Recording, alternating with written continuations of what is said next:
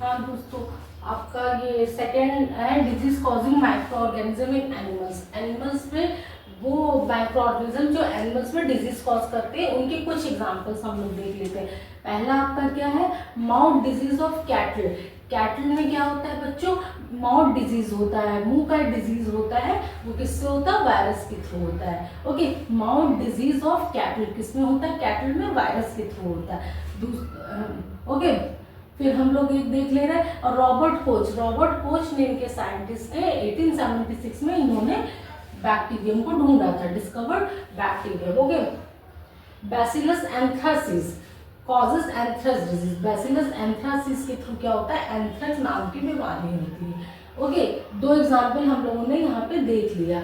Okay, वो micro organism जो animal में बीमारी करते हैं, ओके, उसके हम लोगों ने एग्जाम्पल देखे। दो, पहला क्या है कि कैटल में माउथ डिजीज आपका किसके थ्रू होता है बच्चों, वायरस के थ्रू होता है। वायरस भी तो माइक्रो ऑर्गेनिज्म है ना, क्योंकि ये माइक्रोस्कोपिक है।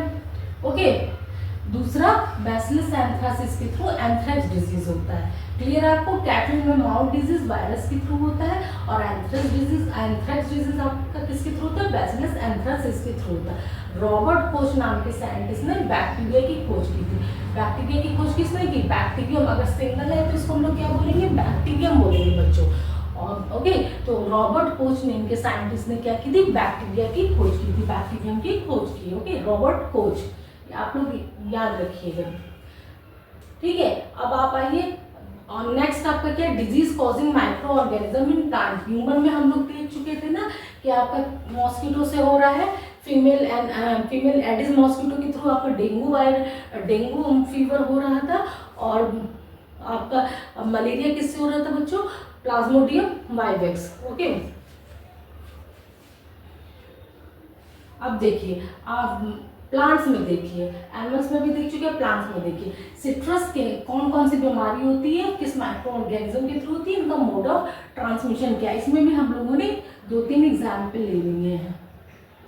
ओके, सिट्रस कैंकर नेम की बीमारी किसमें होती है, citrus as the name suggest, citrus means नींबू। नींबू में एक सिट्रस कैंकर नेम की बीमारी होती है बच्चों, जो बैक्टीरिया के थ्रू होती है। किसके थ्रू होती है, बैक्टीरिया के थ्रू होती है। ओके, और ये कैसे होती है, मोड ऑफ ट्रांसमिशन क्या है, एयर। बैक्टीरिया कहाँ से मिलता है, एयर के थ्रू नींबू के प्लांट में जाता है। फिर रस्ट ऑफ व्हीट, गेहूं में क्या होता है, गेहूं में रस्ट लग जाता है। ये बीमारी कैसे होती है, रस्ट ऑफ व्हीट, ये फंजाई के थ्रू होती है। ये एयर और सीड्स के थ्रू स्प्रेड होती है, या तो हवा से स्प्रेड होती है, सीड्स के थ्रू स्प्रेड होती है। तीसरा आपका येलो वेन ऑफ मोजेक भिंडी। भिंडी में क्या होता है, येलो वेन्स उसकी क्या हो जाती है, पूरी येलो हो जाती है।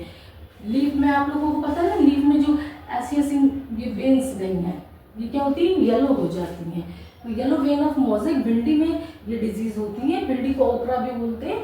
इसमें डिजीज होती है, वायरस के थ्रू होती है। किसके थ्रू होती है बच्चों, वायरस के थ्रू होती है। और इंसेक्ट्स, मोड ऑफ ट्रांसमिशन क्या है इसका, इंसेक्ट। क्लियर है, तो disease causing micro organism in plant, इसके भी 3 एग्जाम्पल हम लोगों ने देख लिए। क्या कहेगा बच्चों कि नींबू में सिट्रस कैंकर नाम की जो बीमारी होती है वो बैक्टीरिया के थ्रू होती है। मोड ऑफ ट्रांसमिशन इसका एयर है। और आपका गेहूं में रस्ट ऑफ व्हीट नाम की बीमारी होती है, फंजाई के थ्रू होती है, कवक के थ्रू होती है, एयर और सीड्स के थ्रू ट्रांसमिशन होता है। तीसरा येलो वेन ऑफ मोजेक भिंडी, ओकरा में क्या होती है, भिंडी में yellow vein of mosaic disease होती है। ये वायरस के थ्रू होती है। Insect, mode of transmission bacteria, fungi और वायरस का एक एग्जाम्पल हम लोगों ने देख लिया।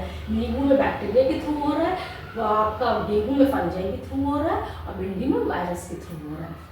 ओके, अब और आपका क्या था, फूड पॉइजनिंग था ना। ठीक है, हम लोगों ने disease causing micro organism in humans पढ़ा था, इन एनिमल्स पढ़ लिया, इन प्लांट्स पढ़ लिया। अब और क्या बचा है आपका, चौथा फूड पॉइजनिंग टॉपिक बचा है। तो फूड पॉइजनिंग क्या है आपका, देखिए बच्चों, माइक्रो ऑर्गेनिज्म फूड पॉइजनिंग हम लोग बार अभी कितनी बार डिस्कस कर चुके हैं ना, कि क्या होता है, हम कंटामिनेटेड फूड खा लेते हैं, माइक्रो ऑर्गेनिज्म जो फूड में ग्रो हो जाते हैं, फूड हमारा सड़ने लगता है, एक टाइम पीरियड तक ही सही रहता है, चाहे फ्रिज में रख लीजिए, चाहे चाहे उसको कहीं भी स्टोर करिए।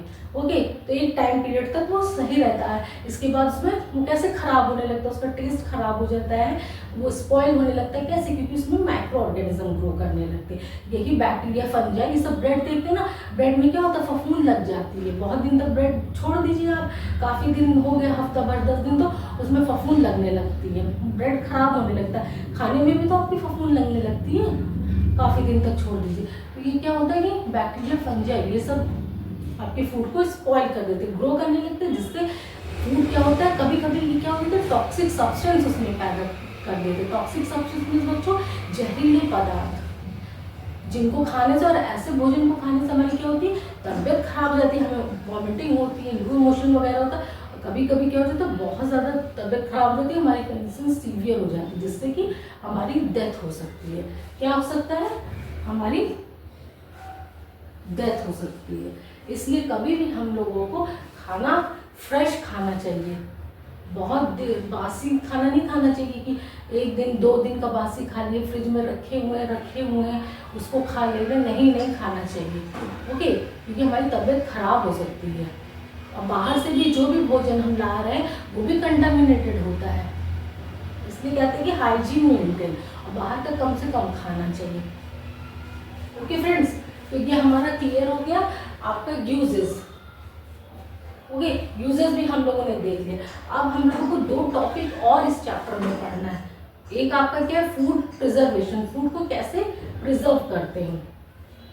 3 टॉपिक तो हम लोगों ने कवर कर लिया था, इंट्रोडक्शन देख लिया, स्ट्रक्चर एंड आपका प्रेजेंस देख लिया, तीसरा यूजेस देख लिया। अब 2 टॉपिक और हम लोग कवर करेंगे।